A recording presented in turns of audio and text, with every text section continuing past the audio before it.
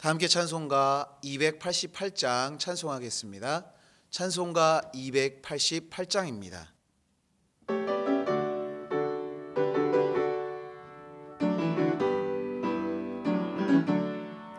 예수를 나의 구주 삼고 성령과 피로써 거듭나니 이 세상에서 내 영혼이 하늘의 영광 누리로다.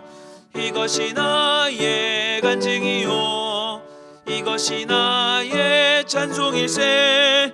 나 사는 동안 끊임없이 구주를 찬송하리로다. 온전히 주께 맡긴 내 영 사랑의 음성을 듣는 중에 천사들 왕래하는 것과 하늘의 영광 보리로다. 이것이 나의 간증이요 이것이 나의 찬송일세. 나 사는 동안 끊임없이 구주를 찬송하리로다. 주 안의 기쁨 누림으로 마음의 풍랑이 잔잔하니 세상과 나는 간 곳 없고 구속한 주만 보이도다. 이것이 나의 간증이요 이것이 나의 찬송일세. 나 사는 동안 끊임없이 구주를 찬송하리로다.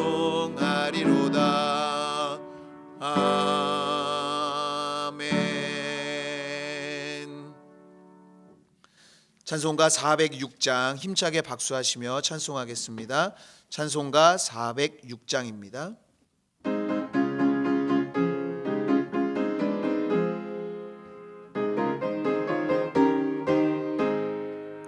고난 내 영혼 편히 쉴 곳과 풍랑이 일어도 안전한 포구 폭풍까지도 다스리시는 주의 영원한 파리지혜.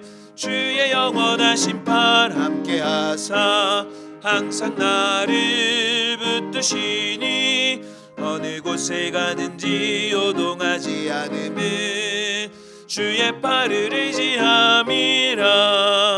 세상 친구들 나를 버려도 예수는 함께 동행함으로 주의 은혜가 충만하리니 주의 영원한 팔을 의지해.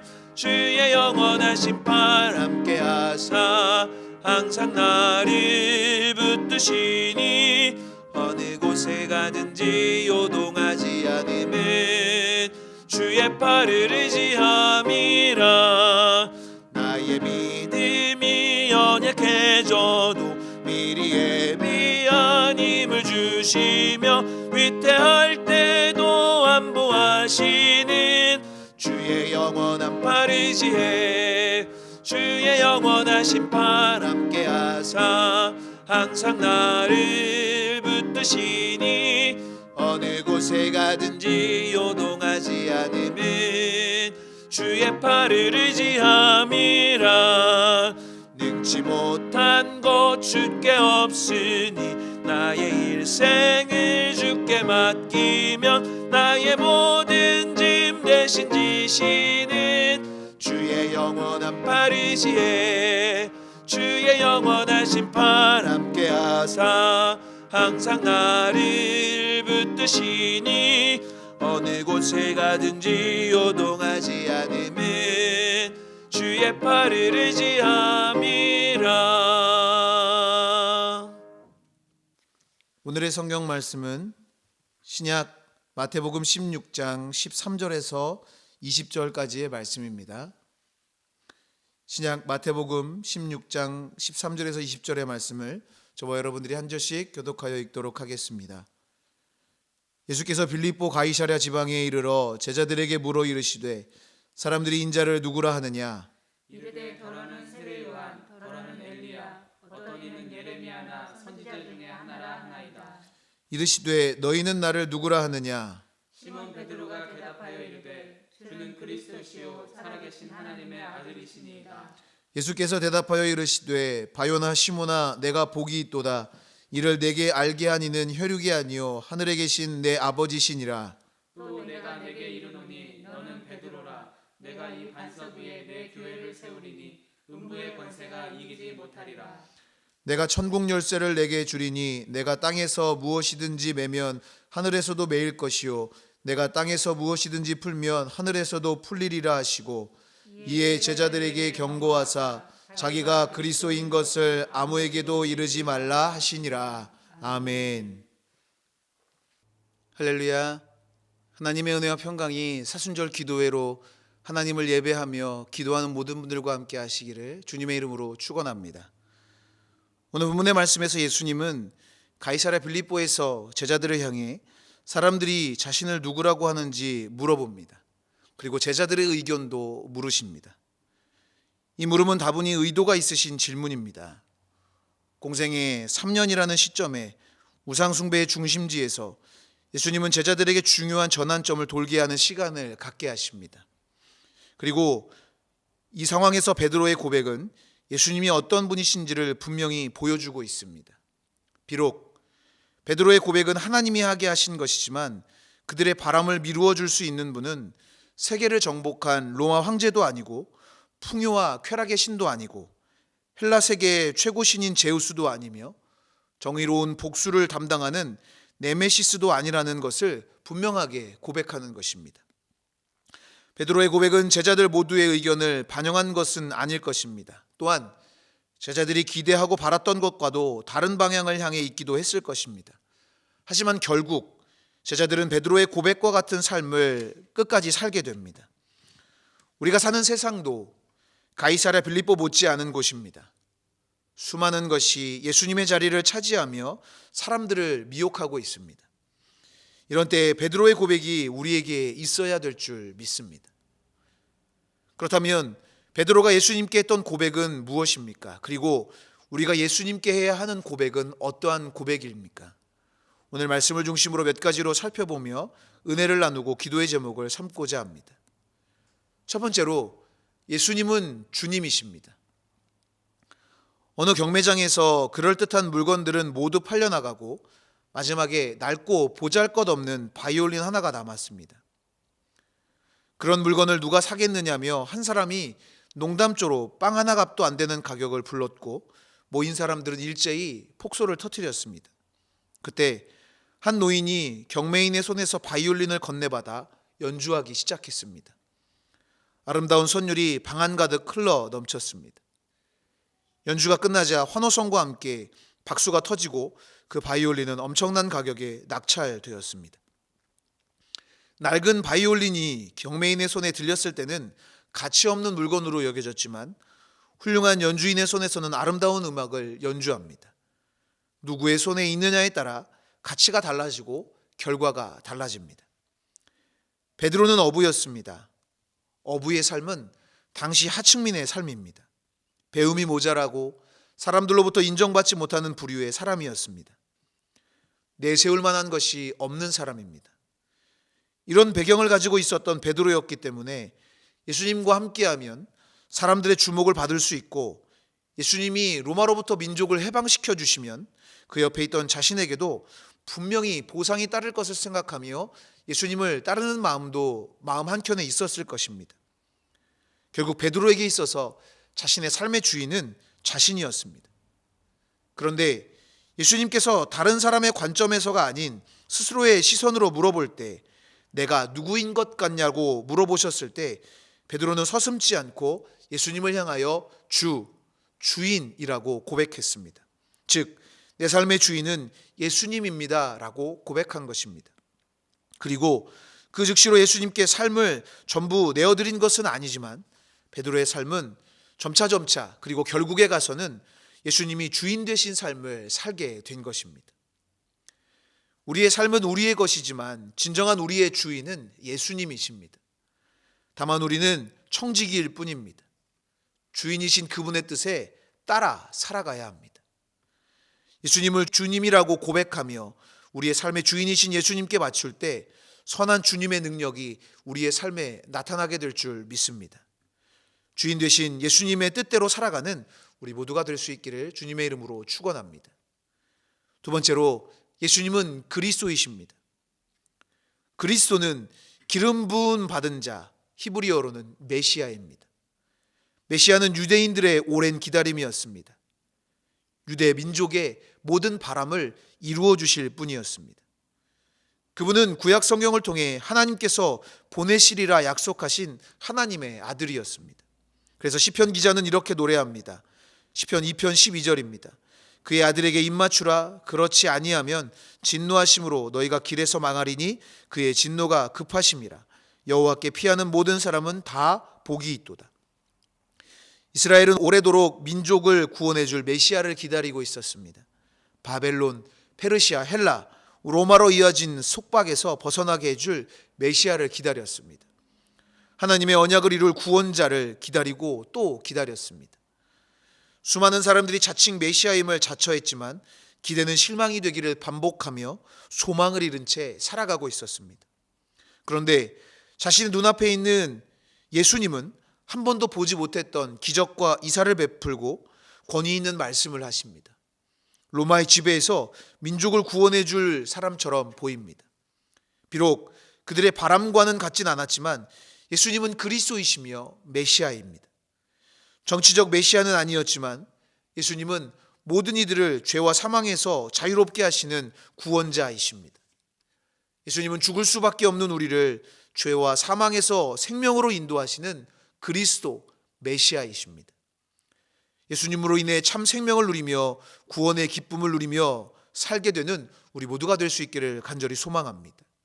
그리스도 구원자 되신 예수님 안에서 참된 기쁨과 평안을 누리며 살아가는 우리 모두가 될 수 있기를 주님의 이름으로 축원합니다. 마지막으로 예수님은 살아계신 하나님이십니다. 예수님은 동정녀 마리아의 몸에서 태어나셨습니다. 마리아와 정혼했던 요셉은 마리아의 임신으로 혼란했고 가만히 정혼을 끊으려 했습니다. 그날 밤 요셉의 꿈에 주의 사자가 나타나 마리아가 성령으로 잉태된 것을 알려주며 아이의 이름을 예수라고 지으라 했습니다. 그리고 구약 이사야 선지자의 말씀으로 예수님이 어떤 분이신지를 알려주었습니다. 보라, 처녀가 잉태하여 아들을 낳을 것이요 그의 이름을 임마누엘이라 하리라. 임마누엘은 하나님이 우리와 함께 계시다라는 뜻입니다. 즉 예수님을 통해 살아계신 하나님이 우리와 함께 하심을 보여주신 것입니다. 베드로는 예수님을 살아계신 하나님의 아들이라고 고백했습니다. 이 고백은 단순히 예수님과 하나님은 부자의 관계로 표현한 것을 넘어 예수님이 살아계신 하나님이라는 믿음의 고백인 것입니다. 하나님은 말라기 선지자 이후에 이스라엘 백성들에게 말씀하지 않으셨습니다. 그래서 말라기 선지자와 예수님으로 시작되는 신약의 사이를 가리켜 침묵기 혹은 암흑기라고 부릅니다. 왜냐하면 하나님께서 더 이상 이스라엘에게 말씀하지 않으시고 침묵하셨기 때문입니다. 그런 상황이 오래 지속되다 보면 민족의 독립을 기대하고 소망하는 마음은 가지고 있지만 하나님의 살아계심을 의심하고 회의감에 빠졌을 것입니다. 그러나 베드로의 고백을 통해 예수님이 지금도 살아서 역사하고 계신 하나님의 아들임과 동시에 살아계신 하나님 자체라는 믿음의 고백을 하게 된 것입니다. 때로 하나님이 말씀하지 않는 것 같고 내 곁에 계시지 않는 것 같은 순간에도 하나님은 살아 역사하시며 우리와 함께 하십니다. 예수님의 이름을 부르며 그 이름을 믿고 의지할 때 살아계신 하나님의 은혜와 축복을 경험하게 될 줄 믿습니다. 가이사랴 빌립보에서 예수님께 주는 그리스도시요 살아계신 하나님의 아들이십니다 라고 고백했던 베드로의 고백이 오늘 우리의 입술과 삶에서도 고백되기를 주님의 이름으로 축원합니다. 기도하겠습니다. 사랑과 은혜의 하나님, 주는 그리스도이시요 살아계신 하나님의 아들임을 고백합니다. 어떠한 상황 속에서도 주님을 향한 흔들리지 않는 믿음을 가지고 승리하며 살아가게 하여 주시옵소서. 이 시간 주님께 드린 귀한 예물 받으시고 드린 손길 축복하셔서 놀라운 주님의 은혜를 경험케 하여 주시옵소서. 감사드리며 사랑이 많으신 예수 그리스도의 이름으로 기도하옵나이다. 아멘. 하늘에 계신 우리 아버지여, 이름이 거룩히 여김을 받으시오며 나라가 임하시오며 뜻이 하늘에서 이루어진 것 같이 땅에서도 이루어지이다.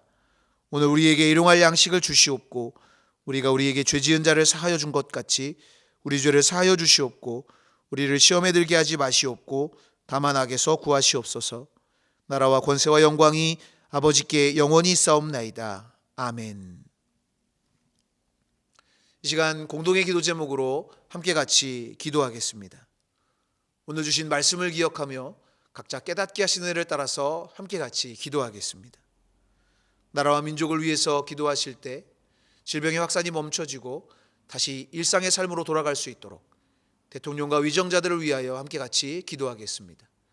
교회를 위해서 기도하실 때 세우신 담임 목사님 신원의 강건하심과 성령의 능력으로 붙잡아 주시기를 위해서 기도해 주시고 우리 교회가 복음의 증인으로 이 지역에 하나님의 사랑을 전하는 복된 재단 되기를 위해서 기도해 주시고 모든 성도들의 삶에 하나님의 은혜가 넘치기를 위해서 함께 같이 기도하겠습니다. 사순절 경건 훈련을 통해 주님과 더 가까워지는 은혜의 시간이 되기를 위해서 기도해 주시기 바랍니다. 가정과 자녀들을 위해 기도해 주시고 중보하며 기도하실 때 병환 중에 있는 환우들과 어려움 가운데 있는 성도들과 이웃들을 위해 함께 같이 기도하겠습니다. 다 함께 기도하겠습니다.